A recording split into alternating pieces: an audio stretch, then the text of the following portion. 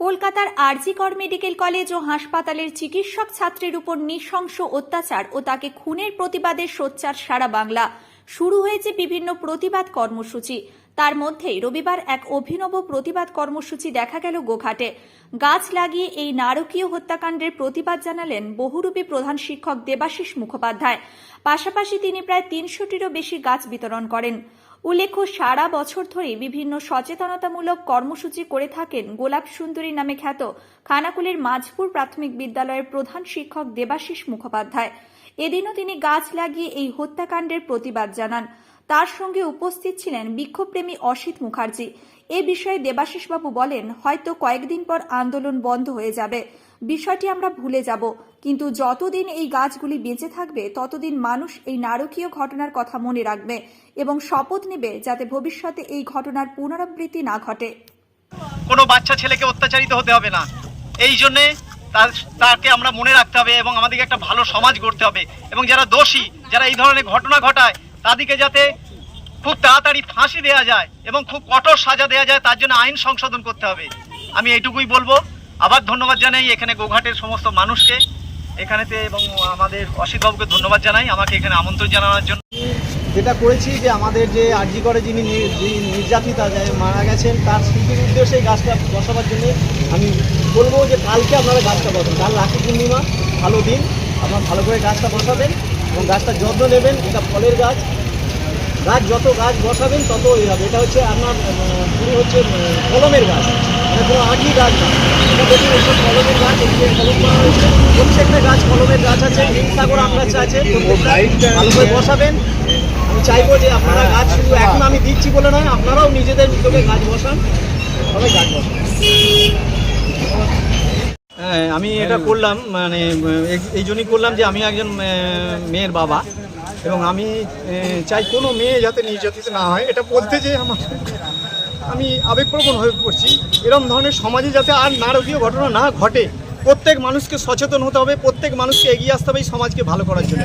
এবং আমি নির্যাতিতার স্মরণে গাছটা দিচ্ছি। গাছ যারা বসাবে আমি তাদেরকে বলেছি গাছ যত বড় হবে এই ঘটনা তাদের মাথায় যেন থাকে এবং তারা সেই অনুযায়ী সমাজকে ভালো করার কাজে এগিয়ে যায়। এই বোনকে আমরা ভুলতে পারবো না, মানে 2-4 দিন আন্দোলন করলাম ভুলে গেলাম তা নয়। এবং আমি চাই আইন এমন হোক যে এই ধরনের যারা ধর্ষক হয়, যারা হয়, সেই সব মানুষদের পানিশমেন্ট হোক, তাদের জন্য সংশোধনাগার নয়, তাদের জন্য জেল হওয়া উচিত এবং ফাঁসি হওয়া উচিত। তার জন্য আমি চাইবো একজন দেশবাসী হিসেবে, নাগরিক হিসেবে, যে আমাদের আইনকে আরও কঠোর করতে হবে, নাহলে এই ধরনের ঘটনা বন্ধ করা যাবে না। আইন কঠোর করলেই তবে এই ধরনের ঘটনা বন্ধ হবে। সেই জন্য তার স্মরণে আমি এই গাছগুলো আজকে আম গাছ বিলি করলাম। এমনি আমার প্রোগ্রাম থাকে, আমি বছরে 1000-এর বেশি আম গাছ দিই। এছাড়া আমি বাল্যবিবাহ, শিশু নিগ্রহ এবং গাছ বসানো, এছাড়া মোবাইল বাচ্চারা যাতে না ব্যবহার করে তা নিয়ে আমি সারা বছর প্রচার করি। আমি জানেন এখান থেকে আমি পায়ে হেঁটে দিল্লি গিয়েছিলাম, এছাড়া আমি পায়ে হেঁটে অযোধ্যা রাম মন্দির গিয়েছিলাম এবং পায়ে হেঁটে দিল্লিও গিয়েছিলাম, শুধুমাত্র এই সকল বার্তা নিয়ে। এবং আমি বিভিন্ন সময় ছুটির দিন বিভিন্ন সময় বিভিন্ন জায়গায় ক্যাম্পেইন করি, প্রচার করি, এই সমস্ত কিছু নিয়ে। আজকে আমি এখানে এসেছি মদিনা বাজারে, শুধুমাত্র ওই নির্যাতিতার স্মরণে এই গাছ বিলি করলাম। এই গাছ যাতে যত বড় হবে মানুষ মনে রাখবে যে আমাদের এরকম ঘটনা ঘটেছিল, আজ যাতে না হয় ঘটনা, মেয়েদের ওপর যাতে আজ যাতে অত্যাচার না হয়, মেয়েরা যাতে তার একটা ভালো পৃথিবী পায়, আমাদের যে সন্তান সন্ততিরা তারা যাতে বড় হয়ে বুঝতে পারে হ্যাঁ আমার জন্য এই পৃথিবীটা সেফ, আমার জন্য এই দেশটা সেফ, সেইটা সবাইকে এগিয়ে আসতে হবে। সেই জন্যই আমি আজকে এখানে প্রোগ্রামটা করলাম।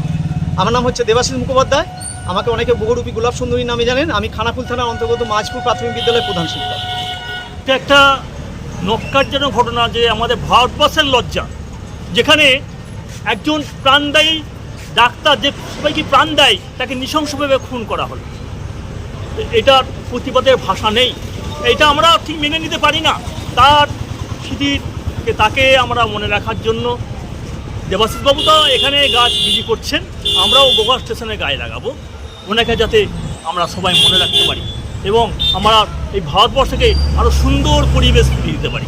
এর জন্যই আমরা এই প্রোগ্রাম করেছি এবং এই উদ্যোগের জন্য দেবাশিসবাবুকে সশ্রদ্ধ নমস্কার জানাই। শুনুন, সুস্থ সমাজ গড়ে তুলতে হলে নারী একটা প্রধান ভূমিকা নেয়। নারী হচ্ছে মাতা, জননী, ভগিনী, এই সমস্ত রূপেই আদিমকাল থেকে হয়ে আসছে। এই যে আদিম যুগ থেকে মানুষের এই বিবর্তন, আগে তো এত নগর সভ্যতা ছিল না, এত যে বিবর্তন হয়েছে, এই যে নগর সভ্যতার উন্নতি হয়েছে, তার জন্য পাশবিক মানুষগুলো কিভাবে তৈরি হয়ে উঠছে বলুন তো। এই যে পাশবিক মানুষ যাদের নিজেদেরকে স্থিরভাবে রাখার ক্ষমতা নেই, তাদের এই সমাজে কিন্তু স্থান নেই। কারণ নারীরা আগিয়ে থাকে সমস্ত দিক দিয়ে। এই যে মাতা, তাহলে তাকে পুরুষদেরকে তো ভাবতে হবে যে মাতারূপী আমার ঘরেও মাতা আছে, ভগিনী আছে, কন্যা আছে, তাহলে তারা কি করে এই নারীদের উপরে নিগ্রহটা করে? তার জন্য একটা সুস্থ সমাজ গড়ে তুলতে, মুক্ত বায়ু, অক্সিজেন এসবের জন্য গাছ লাগিয়ে আমরা সেই মুক্ত পরিবেশ গড়ে তোলার চেষ্টা করছি। দেবাশিস বাবুর এই উদ্যোগকে কি বলবেন? হ্যাঁ, ওনাকে তো আমি বলবো, উনি একজন প্রধান শিক্ষক, স্কুলের মানে অনেক সময় ব্যয় করে রবিবারটা একটা দিন ছুটি পান, সেই ছুটিতে চারিদিকে বেরিয়ে মানে ঘুরে সমাজকে সুস্থভাবে গড়ে তুলতে চান। ওনার সাথে যদি অনেকজন আগিয়ে আসেন তাহলে উনি আরও মানে এর জন্য আরও আগ্রহ পাবেন বা ভালো লাগবে যে পাশাপাশি সবাই আমার সাথে আছেন। ওনাকে তো বলবো এই রবিবারটার জন্য অসংখ্য সময় দেওয়ার জন্য ধন্যবাদ। আর উনি তো বলেছেন যে আমি একজন কন্যার পিতা, তাহলে তো উনি মানে সেই সমাজের একজন ভবিষ্যৎ মানে সমাজ গড়ে তোলারই একজন সাধুবাদের ব্যক্তি। ওনাকে সাধুবাদ জানাই যে এই নারীদের ধর্ষণ বা নারীদের যে সম্মান দেওয়া সে ব্যাপারে উদ্যোগ নেওয়ার জন্য এবং সবাইকে প্রেরণা দেওয়ার জন্য। আপনার নাম দিদি? আমার নাম মৌসুমী মুখার্জি, এখানকার স্থানীয়। আমি রবিবাটিতে বাড়ি। গাছ লাগাচ্ছি একটা প্রাণ বাঁচানোর জন্য। এই যে বহুরূপী মাস্টারমশাই যিনি গাছ লাগিয়ে এর প্রতিবাদ করছেন, এই প্রতিবাদটাকে কি বলবেন? আমরা সমর্থন করি প্রতিবাদ। আপনার নাম দাদা?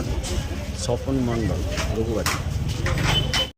নিউনুর সোফা সেন্টার, এখানে সমস্ত রকম সোফা পাইকারি ও রিটেলে বিক্রয় করা হয়। সমস্ত সোফা নিজস্ব কারখানায় তৈরি করা হয়। প্রোপাইটার হানিফ হোসেন খাঁ ও রুহুল হোসেন খাঁ, বড়ডোঙ্গল হাটতলা সিনেমা হলের সন্নিকটে, হুগলি। যোগাযোগ 7797170093 এবং 9382003105।